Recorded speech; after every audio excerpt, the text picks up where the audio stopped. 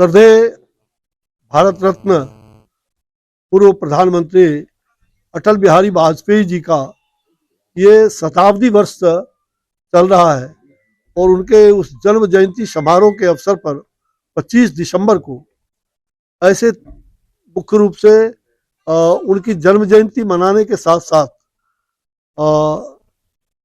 उस दिन पंडित मदन मोहन मालवीय जी का भी जन्म जयंती है, 163वीं जन्म जयंती, जो सनातन के ध्वजवाहक रहे। तो पंडित मदन मोहन मालवीय जी का भी जन्म जयंती मनाने का है ये दोनों महापुरुष।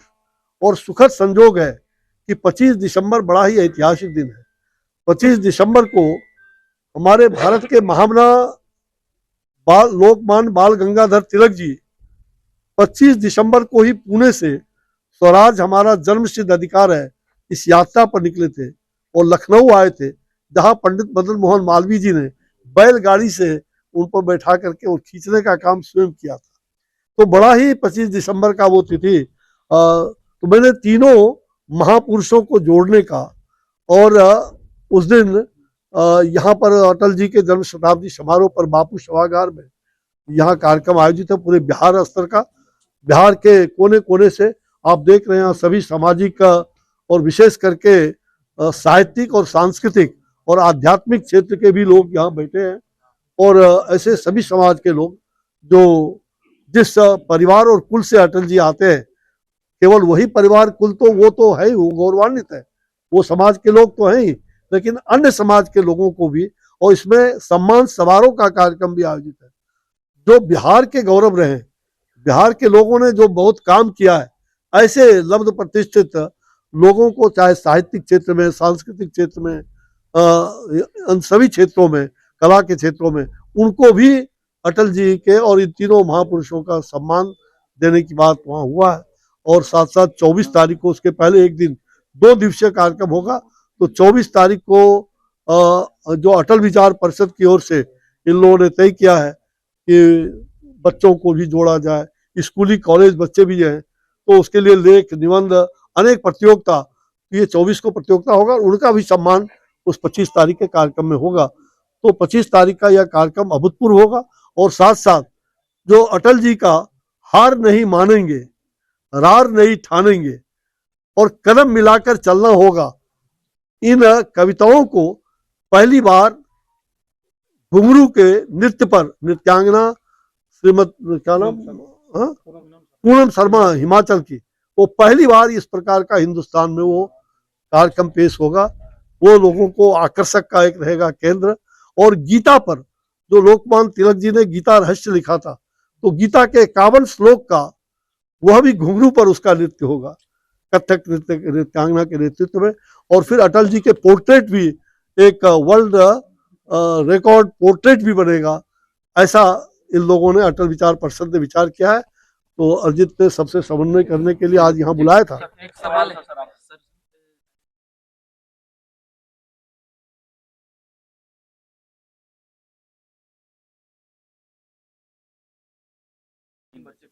भाई देखिए, हमारे यहाँ सनातन काल से ही ये ठीक है कि हम लोग बर्थ कंट्रोल की बात करते हैं, करना भी चाहिए। मैं क्योंकि स्वयं भारत सरकार में भी और राज्य सरकार में भी मैं स्वास्थ्य मंत्रालय के काम को संभाला हूँ और हमने लोगों से अपील भी करते रहे हमने, लेकिन समाज के सभी लोगों को सोचना पड़ेगा। और आज आप बहुसंख्यक हैं तभी सनातन बचा हुआ है। जिस दिन आप अल्पसंख्यक हो जाएंगे, ये सनातन आपकी व्यवस्था चरमरा जाएगी। और जो परम पूजनीय सरसंघचालक माननीय मोहन भागवत जी ने चिंता व्यक्त किया है, सरकार को भी आग्रह किया है उन्होंने इस पर विचार करने का, मंथन करने का, कि निश्चित रूप से हम हर समाज के लोग ये विचार करें कि हमें अपने, ठीक है, हम जनसंख्या की वृद्धि हो रही है और जनसंख्या को बढ़ा रहे हैं, लेकिन हमारा विकास का जो हमारे पास जो संपदा है वो तो सीमित है, भूभाग हमारे पास सीमित है। तो इस पर भी चिंतन करने की आवश्यकता है। लेकिन केवल एक समाज को चिंता नहीं, हम बहुसंख्यक समाज के लोग अल्पसंख्यक हो रहे हैं। हमें चिंता इस बात की है, हमें अल्पसंख्यक भी नहीं होना है और हमें संख्या को उतना बढ़ाना भी नहीं है, उसका बीच का जो संतुलन हो सकता है उसको कायम करना। इसलिए तो क्या उनके मोदी सरकार ये वाली बात, अब ये तो सरकार मोदी सरकार में हूं नहीं, मैं प्रधानमंत्री नरेंद्र भाई मोदी जी इस पर विचार करेंगे और वो क्या करेंगे वो तो उन पर है, उनकी सरकार पर है। लेकिन जो एक सामाजिक राजनीतिक नहीं बल्कि सामाजिक सांस्कृतिक और जो सनातन के प्रेमी हैं इनका ये स्वर है कि हमें केवल एक परिवार को ही आप संख्या के लिए कहिए कि आप उनको जितने बच्चे हो सकते हैं, किंतु एक समाज के लोग उनको केवल 2 कर देंगे तो संतुलन बिगड़ सकता है। ये बात चिंता हमारे राष्ट्रीय स्वयंसेवक संघ के परम पूज्य संचालक जी ने व्यक्त किया। एक सवाल है कि चीफ की गिरफ्तारी हो गई है। हाँ, मैं बहुत चिंतित हूँ और मैंने लगातार जो सनातन के ध्वजवाहक रहे हैं ऐसे लोग और जिस प्रकार से बांग्लादेश में हालात बिगड़ती जा रही है और बांग्लादेश के उस कहा जाए कट्टरपंथी जो सांप्रदायिकता का होली खेल रहे हैं, हमारे मंदिरों को तोड़ रहे हैं, हमारे हिंदू धर्म के लोगों को सनातन धर्म के लोगों पर प्रहार कर रहे हैं, ये अत्यंत दुर्भाग्यपूर्ण है। इसलिए बांग्लादेश को जिसको हम लोगों ने पोषित किया, बांग्लादेश समाप्त हो जाता तो आज बांग्लादेश को भी चुनौती का अवसर भारत की ओर से मिल रहा है कि हम किसी भी हालत में वहां के सनातन धर्मावलंबियों पर जो प्रहार हो रहा है वो बंद होना चाहिए।